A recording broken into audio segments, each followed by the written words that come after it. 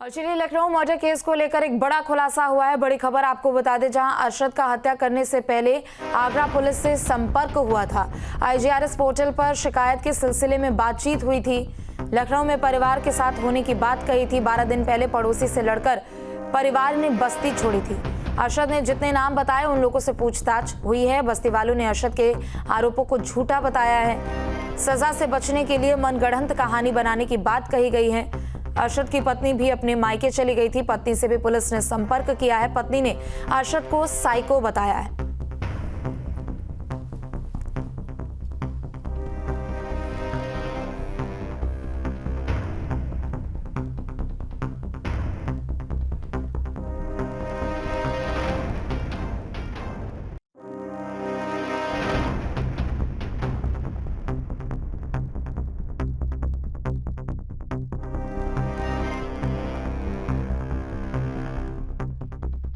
खबर आपको बता दें, जहां लखनऊ में बीते दिन जो हत्याकांड हुआ उसे लेकर एक बड़ा खुलासा हुआ है। बता दें कि सजा से बचने के लिए मनगढ़ंत कहानी बनाने की बात यहां पर कही गई। और चलिए खबर पर और भी अधिक जानकारी के लिए लखनऊ से शुभम पांडे हमारे साथ जुड़ चुके हैं और आगरा से विनीत दुबे हमारे साथ जुड़ चुके हैं।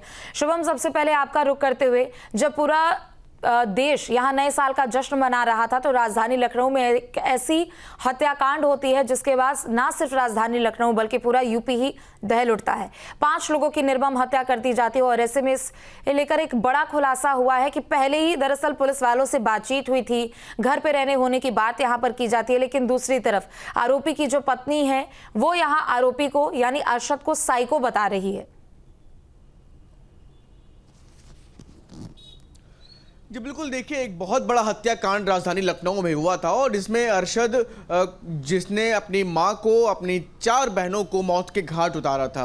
अभी फिलहाल पिता की तलाश जारी है। उसका जो वीडियो वायरल हुआ उसमें वो ये बात जरूर कहता हुआ नजर आ रहा था कि आसपास के बस्ती वाले लोग उसको लगातार परेशान कर रहे थे और इस वजह से उसने एक कदम उठाया।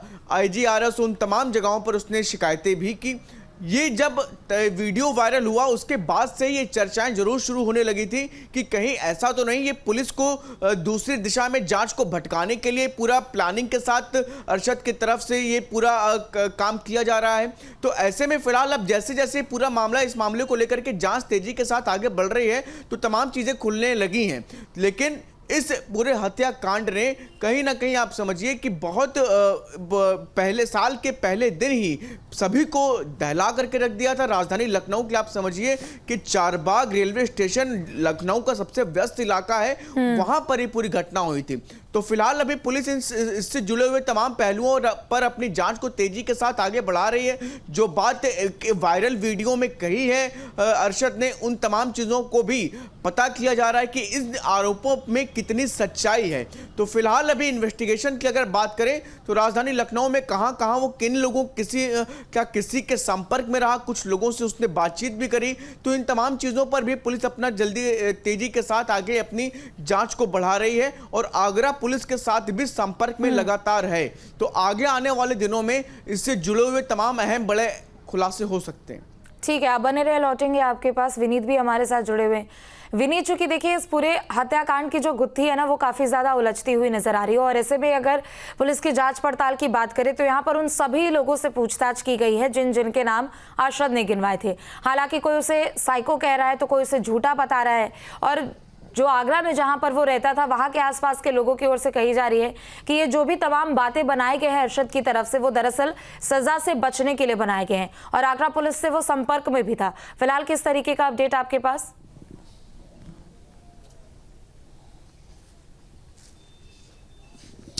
देखिए मैं पूरे अपडेट आपको देता हूं। मैं इस समय अरशद के घर पर खड़ा हूं और ये वही इस्लाम नगर है और ये सामने जो आप घर देख रहे हैं ये अरशद का घर है।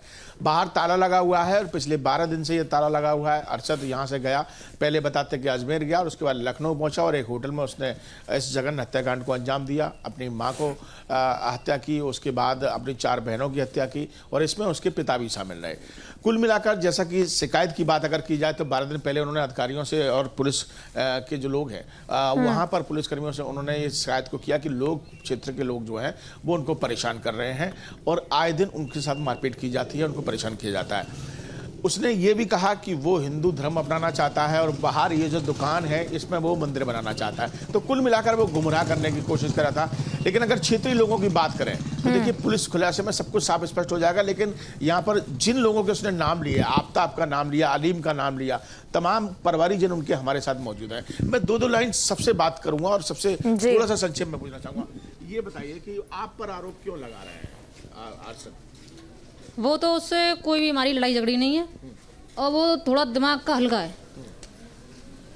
वो तो बेफालतू में सबको फंसा रहा है बस्ती वालों को। अच्छा, घर में भी मारपीट वगैरह करता हाँ, करता था पहले अपनी माँ से, बहन से, और यूँ कहता था कि इन्हें मार के किडनी निकाल के बेच के आऊँगा मैं। उसकी माँ थी जो हमसे बताती थी कि मैं इनको मारूंगा किडनी बेच। पिता भी सामने रहता था, दोनों बाप बेटे से।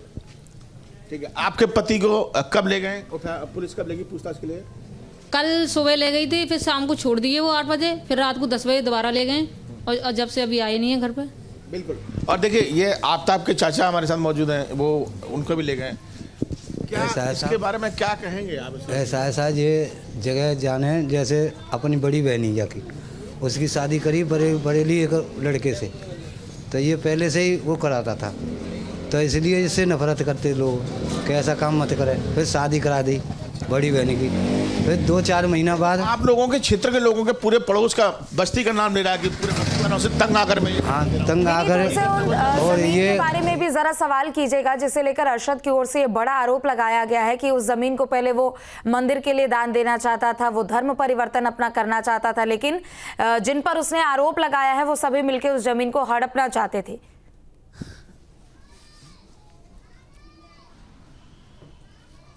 बिल्कुल, देखिए मैं आप बता देता हूं आपको। सबसे पहले मैं आपको जमीन का टुकड़ा दिखा देता हूं। ये मकान है और इसके बगल में जो आप दाहिने तरफ देख रहे हैं ये जमीन है।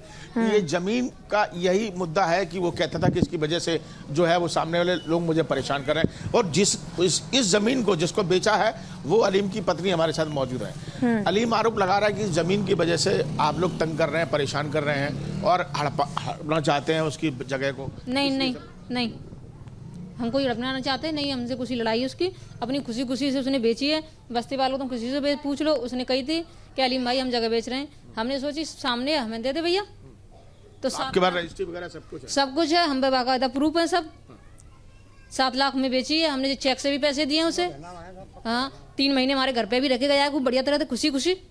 हमसे कोई लड़ाई झगड़ा नहीं है उसका। वही मैं जानना चाहता हूँ कि इतना बड़ा मकान उसने बनाया है और अभी लोग कह रहे हैं बस्ती के अभी उसने ये मकान बनाया है, तो फिर वो तो कह रहा है कि पूरी बस्ती परेशान कर रही है, मैं परेशान हूँ। बोल रहा है वो पागल है, वो दिमाग से हल्का है, वो किसी ने कुछ नहीं कही है उससे। वो सबको फंसा रहा है अपने बचने के चक्कर में। हमने जगह ली है, उसे पैसे दिए हैं 7 लाख रुपए। अच्छा, क्या हिंदू पर्वत ऐसा कुछ था कि कभी कोई पूजा पाठ कुछ ऐसा कुछ करता था जिससे वो कह रहा है कि मैं हिंदू बनना? नहीं, कुछ नहीं करता जहाँ पे। ठीक है, पढ़ी हुई लड़की, पढ़ी हुई कुरान की, और बहू पढ़ी हुई, बच्चों को पढ़ाती थी, वो बड़ी बढ़िया औरत थी वो। बिल्कुल। और देखिए यहाँ पर अब जांच का विषय है, क्या कुछ निकल कर सामने आता है, लेकिन फिलहाल पिता फरार है और क्षेत्र के लोग, चाहे इन आरोपियों की जो परिवारजन है, इनसे अगर आप बात कर लो जिन पर आरोप लगाया। न्यूज नेशन अब व्हाट्सएप पर खबरों की ताजा अपडेट के लिए न्यूज नेशन के इस QR कोड को स्कैन करें।